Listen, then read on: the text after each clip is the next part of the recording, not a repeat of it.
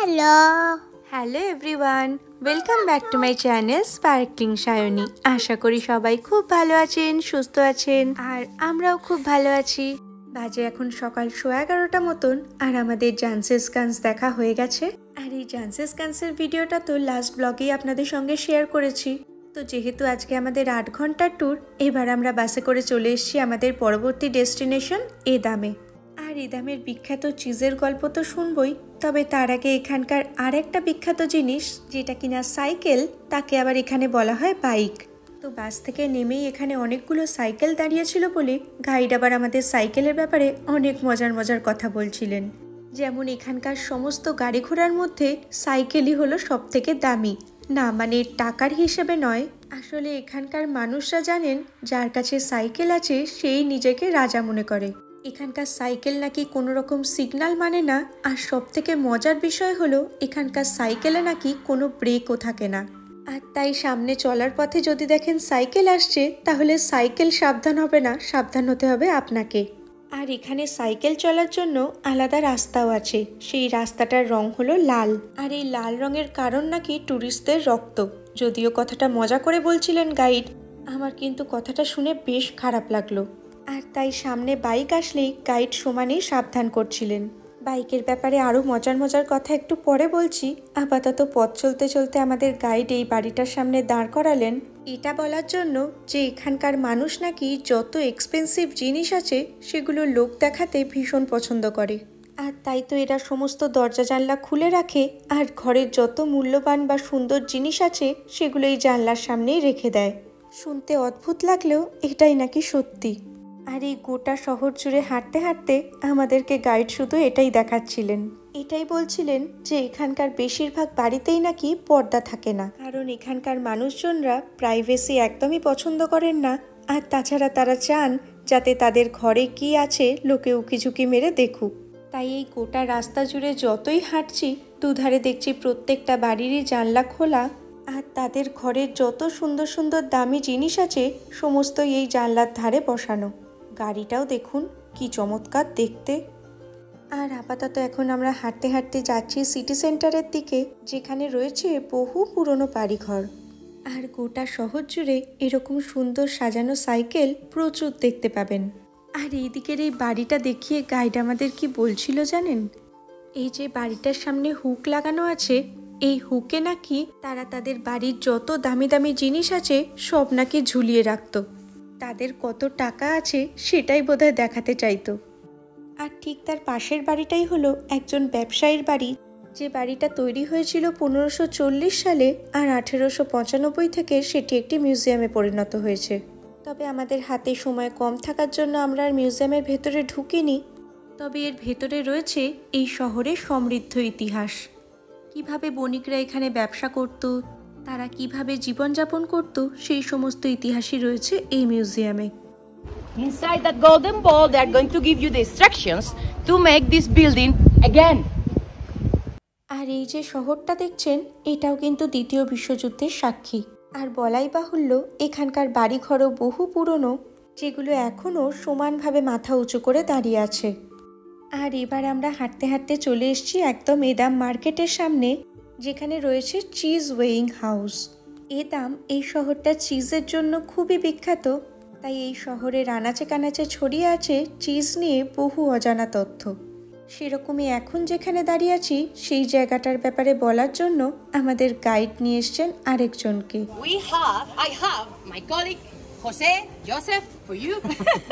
তো এই যে জিনিসটা দেখছেন, এটা ব্যবহার করা হতো শুধুমাত্র চিজ মার্কেটে চিজ নিয়ে আসার জন্য। So they use these sledges or platforms to carry the cheese and bring it here. After they arrived, they would bring the cheese to the bag and arrive at the customer, right? And the customer would say, "Okay, this cheese is very delicious. Let's try it." And he would say, "Okay, you can try it, but if you want to buy it, I would set a price, okay?" And they would start a negotiation, all right? All constantly like this, until in the end, after some time, they will say, "Okay, I agree with the price eventually, because if not..." তো এখান থেকে আমরা জানলাম চিজের কেনা বেচার গল্প। আর এরপর আমরা যেখানে যাব সেখানে গিয়ে জানবো চিজ কিভাবে তৈরি হয়। আর সকাল থেকে যেভাবে বৃষ্টি শুরু হয়েছিল, যাক বাবা, আমাদের ট্রিপটা আর এভাবে বৃষ্টি দিয়ে মাটি হয়নি। পুরো বৃষ্টিটা প্রায় বাসে বাসেই কেটে গেছে, আর যেখানে যেখানে নামছি এখন তো বেশ ভালো ওয়েদার। খুব হাওয়া দিচ্ছে ঠিকই, কিন্তু ওয়েদারটা ভালোই আছে। আর এরপর আবার শহরের মধ্যে দিয়ে হাঁটতে হাঁটতে চলুন বাসে করে যাব চিজ কিভাবে তৈরি হয় সেটা দেখতে। ওই যে সুন্দর সুন্দর জামা কাপড় পরে দাঁড়িয়ে আছে, ওরাই আমাদের শোনাবে চিজ তৈরির গল্প। আর আমরা সবাই মিলে এসে উপস্থিত হয়েছি এই ঘরের মধ্যে গল্প শুনবো বলে। I can welcome first. Welcome, I'm Lisette, and I can teach you some words in Dutch. Yeah, and you try it. So, if you want to say hi in Dutch, you say hoi. Hoi. If you want to say bye or goodbye, there are many ways, but one is doing. Doing. Yeah, doing. And dag. Dag. The G in Dutch sounds like in Dutch, gouda. There's other type of cheese that we make in the Netherlands. Is this one Edam or Edam, that is 40% fat. আর এরকমই প্রথমে আমাদেরকে একটু Dutch ভাষা শিখিয়ে এবার শেখাবে কিভাবে cheese বানাতে হয়। Okay, so how we make it? First we need the milk, of course, and then we add 2 ingredients, bacteria, and this is the rennet. If I want, maybe I can add some garlic or spices, yeah, to give a special flavor, maybe beer, why not? This is 90% whey, 10% curds. Then I will put in here the curds. This bowl is for 1 kilo of cheese, and for 1 kilo I use 10 liters of milk, yeah? So once we press it, we throw it in here. This is a salt bath. For 1 kilo, we let it there 1 day. For 2 kilos, 2 days. And for 3 kilos, yeah, maximum 2 days. Yeah, if not, the cheese get very salty. তো দেখলেন তো কিভাবে cheese বানাতে হয়, কত সুন্দর করে শিখিয়ে দিলেন। ব্যাস, তাহলে আর দেরি না করে আপনারাও এবার ঘরে বানিয়ে নিতে পারবেন বিশ্ববিখ্যাত এদাম চিজ। আর এখানে কয়েক রকমের চিজ আছে, সেগুলোই এখন উনি দেখাচ্ছিলেন। কোনোটা একদম নতুন, মাত্র 2 মাসের, আবার কোনোটা হয়তো 6-7 মাসের পুরনো। আর এখানে এসে জানলাম চিজ নাকি যত পুরনো হয় ততই দামি হয়। This is a very old cheese, very old cheese. Yeah, super aged cheese, 2 years old, won a worldwide winner. আর তারপরে তো ওনার কাছে একটা যে চিজ ছিল সেটাও আবার একটু একটু করে সবাইকে টেস্ট করাচ্ছিলেন। যখন চিজ একদম নতুন থাকে তখন সেটা খুবই সফট থাকে, আর যত পুরনো হয় ততই এরকম শক্ত হয়ে যায়। আর ওখান থেকে বেরিয়েছিল বিশাল বড় একটা স্টোর। কি ভিড় দেখছেন। ও তুমি টেস্ট করছো, করো, কেমন ভালো।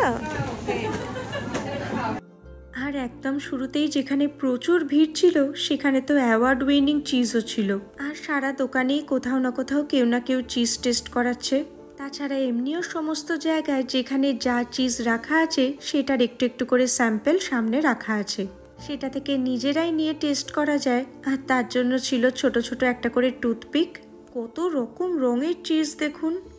আমি তো এত রকমের চিজ এই প্রথমবার দেখছি এখানে এসে। আর ওদিকে দুজন মনের সুখে চিজ টেস্ট করে যাচ্ছে। আর আমার আবার চিজের থেকে বেশি চোখ যাচ্ছিল এই সফটওয়্যারগুলোর দিকে। আর এগুলো আবার দেখুন সসেজের মতন চিজ। তবে এত চিজ খেয়ে খেয়ে একদম মুখ মেরে দিয়েছিল। বেরোবার পথে এই ওয়াফেলসগুলো দেখতে পেয়ে একটু বেশ ভালো লাগলো, কিন্তু এই 1000 রকম চিজের মধ্যে একটাও ফ্লেভার চিজ আমার একটুও ভালো লাগেনি। নর্মাল যে কাউ মিল্কের চিজটা সেটাই যা একটু ভালো লেগেছিল। তো চলুন, এখন আমরা বাসে উঠে পড়েছি আরও কিছু জায়গা ঘোরার জন্যে। তবে সেগুলো না হয় পরের ভিডিওতে আপনাদের সঙ্গে শেয়ার করব। ততক্ষণ সবাই খুব ভালো থাকবেন, সুস্থ থাকবেন, আনন্দে থাকবেন। ফিরে আসছি খুব তাড়াতাড়ি পরের ভিডিও নিয়ে। তাহলে আজকের মতন টাটা।